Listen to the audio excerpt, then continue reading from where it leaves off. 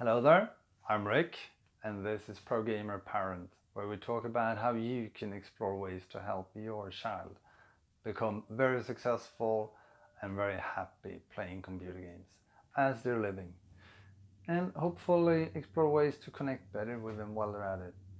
This show, cast, whatever we call it, is a lot of theory, a lot of self-exploratory about you, but also a lot of actions we can take. This cast will be very action-based, full of examples of words you can use. So I'm gonna read from a paper book, you know, paper where you write. I do believe in the tactical things of actually touching reading. Studies show that actually if you read a physical book, you remember it better than an ebook. Don't get me wrong, I read 5 ebooks a week, or 3 to 5. I read a lot, and I listen to a lot of audiobooks too, but there's nothing like an old-fashioned real book. So that's why I've written this down on a notepad. So first of all, a few things how you can start talking to your child, if you don't already, is what kind of game are you playing? What's the name of it? What's the purpose of that game? How do you win? Or is winning part of it? Or do you play it just to be social with your friends? Ask them for their advice. There's no right or wrong.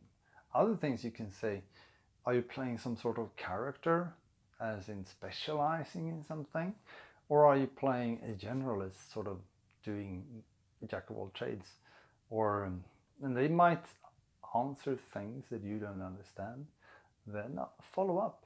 Oh, what's the effect of a mesmerizing character? What's the effect of a stun? How can a stun compare to a heal? And stuff like that. If you don't understand, ask. Be curious, and once again, let them be the teacher. And if they keep asking jargon, you don't understand, ask them to explain that too. Ask them, what is fun with this game? Do you have any personal goals? If we're talking about esport or training a career, help them see that that all starts with intention, not just having fun, but intentionally saying, I want to become better in this aspect of the game, or I want to become better at these sides around the game, like filming, for example. It requires a lot of things that is really, really beneficial in real life. If they learn streaming, like included, writing show notes, everything you will learn from. But ask them, why are you playing right now? And it could be that I'm playing this game for this reason too, because all my real life friends are there. I'm playing this game because I really want to stretch and win this tournament. Or be curious and ask them why they're playing. The why is sort of the vision they have. Once again, no right or wrong, just be curious and explore. Ask questions. And please elaborate on the fun part. The state of play is where the real action happens. Allow them to enjoy fun, even if that is, I love leveling up and hearing that ding feeling, or it's I'm playing the X per hour, where, you know, it's not really about progress in the storyline, it's really getting max level the fastest. Some designers might say they are playing their game the wrong way, but it doesn't matter because it's fun for your child. Let it be that. Other people might say, oh, well, I kind of like understanding the player market, because if I do that, I can get cash here, and that's really good when I go meet my friends for a coffee. So be curious about what happens. And ask them where their strengths are in the game. And also that brings us into the social part.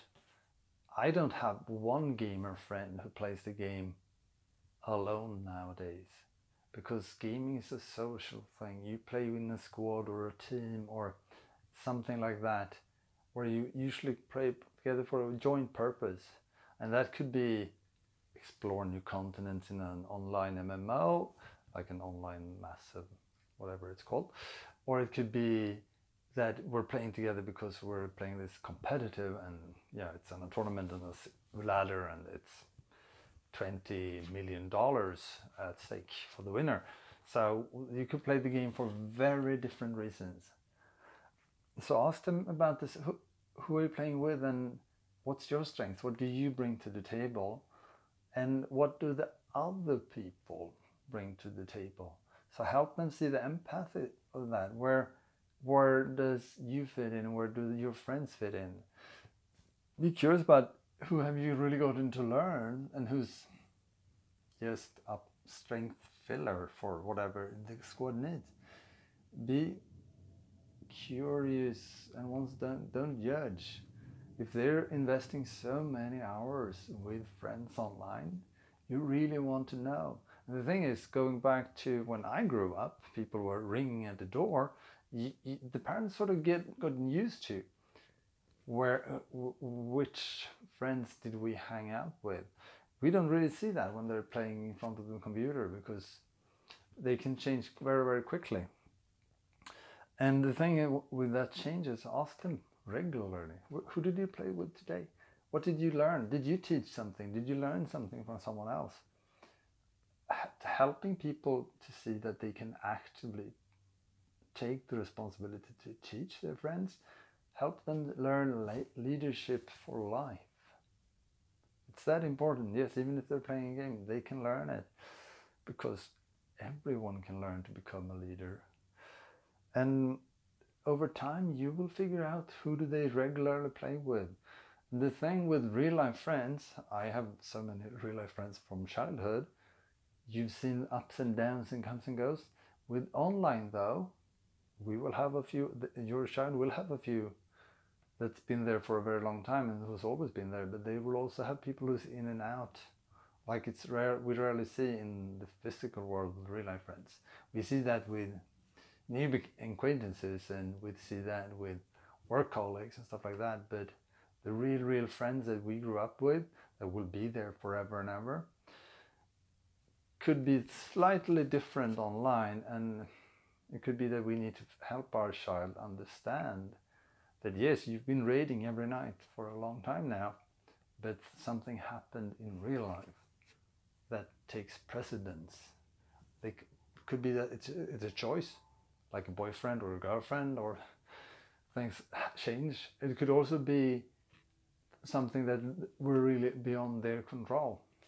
So sometimes it's helpful to know the pattern of their play, so we can help them remind that. And share things that made you really, really happy when you were playing whatever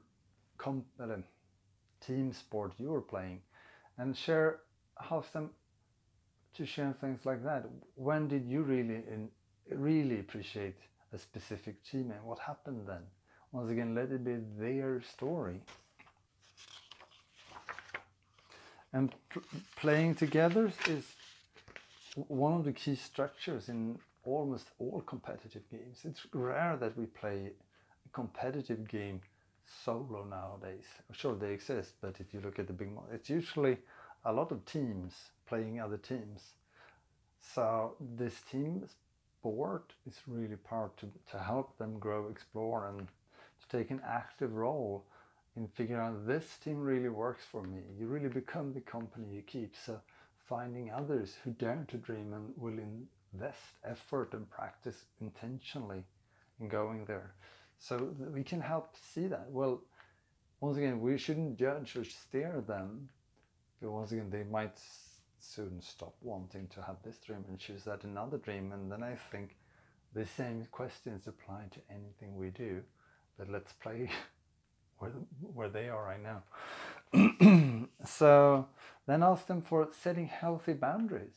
Talk about where do you think it's a healthy boundary for enough things. For example, you might think, well, playing 40 minutes every day is plenty, and you're cutting there, and they go like, well, that's the hardest punishment I've had this year, Mom, and you don't know.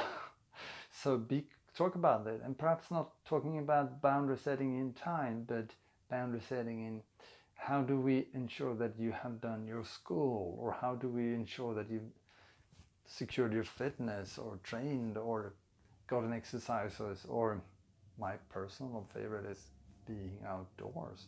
So not be restrictive in time, but actually help them see the other aspects and help them volunteer the boundary setting there in a positive way, how can you help me see that you're actually taking part of the other parts of life as well? And once again, help them be the leader of that, to proactively let you in on their enjoyments outside the game. It's a really, really hard question to talk about what is too much. But you can always share your worldview of it. Like when you've invested it so it cuts into your sleep, you get grumpy. You can always talk about that. Or when you invested so much and I see this happening to your school, that breaks my heart. I really feel this or think this. You can always feedback on what happens when you have a different worldview when it comes to boundary setting. And once again, this also depends on how old they are. I have a toddler right now. Of course, it's 100% my responsibility to set the boundary setting where I judge it's healthy. And not just for computer games, but for the devices and any sort of streaming video or TV. And once again, it's not really just the physical or the internet, but it's actually old-fashioned TV as well. So to set a hard limit there, that's my responsibility because I'm the grown-up in the relationship. But as they start to grow up and become grown-up too, of course, you should lean them in to talk to you about where is a healthy boundary setting for this. This is a tricky question, but ask them, do you feel that you can come to me if things happen in game that upsets you or scares you or doesn't feel right? Could be that there's a guild dispute where a guild is a group of people in game where you feel left out, you feel like you don't really belong, or you feel judged, or you feel shunned, or it could be the opposite, that you have two factions fighting over you right now, wanting you in because you're so good and they want this, and you don't really want to understand. Ask them, do you feel like you can come to me, and what can I do or say or act on that can help you feel safe?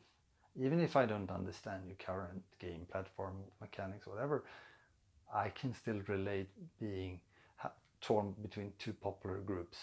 Or I can still relate to feeling ashamed and standing in a corner feeling excluded. Share things that happened to you in a football match or whatever, where you can relate on the team or less teamy spirit of it, and how we can all relate to how it is to feel vulnerable and insecure and downrated compared to what we wanted. So we can all relate to that, and we can all relate to, well, I really wanted this, but they opted for this, and I felt I betrayed my own will by going with the tribe when I really should have stood firmly on this. We can all relate to that because it happens in any walks of life. We can also opt them in to have empathy for us and say, and this is a tricky one, what do you think I worry about when you're playing your game? To open up that we might think they're playing too much, but they might be worried about the language. Or we might think that we don't know what they think we worry about, and then it might be that they build a wall or pretends about something that's totally not a problem for you. So do open up for these kind of discussions. But of course, it's also, and also this is not the reason, but it's a place for you to also make a reality check with them. Well, I don't worry about that, but yes, I do worry about healthy boundary settings. And once again, it's okay that we have an interval like this, but right now I feel like we're this.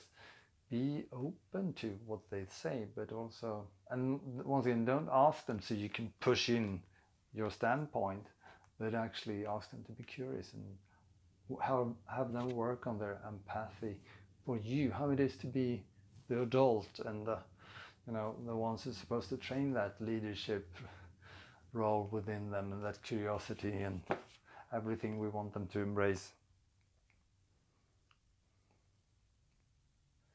Ask them about the nuance. Is there how to say it? Is it the tension in the game? Is it excited or is it nervous? Is it everyone follow a leader, or is it more census a la Swedish style? Is it more, is it going upwards, everyone excited because we're going really good in the tournament? Or is it downward where it's really hard, we're always ending up second, and it's really frustrating that we never go up there? Help talking about things like this, first of all, probably makes them a better player, because they can understand and turn that excitement, the physical feeling, speeding up, heart, shallow breath, that could be turned to excitement and actually egg your child on and stay focused instead of scared and wondering what's going to happen and looking over your shoulder, who's going to judge this or that. It's a whole different thing to the same excitement. So help them see that. Do you have any friends in real life that you talk about your games? Do you play games with any of your real life friends? And can you talk about them if things happen in the game? Sometimes a character gets hacked and bad things happen to it. You usually get it back up and you usually get back on track, but emotionally things can happen, and also relationships with things that happen downstream with that character when you're not playing it might also affect. Talk about I did a cast on bad language, on the gossip, and the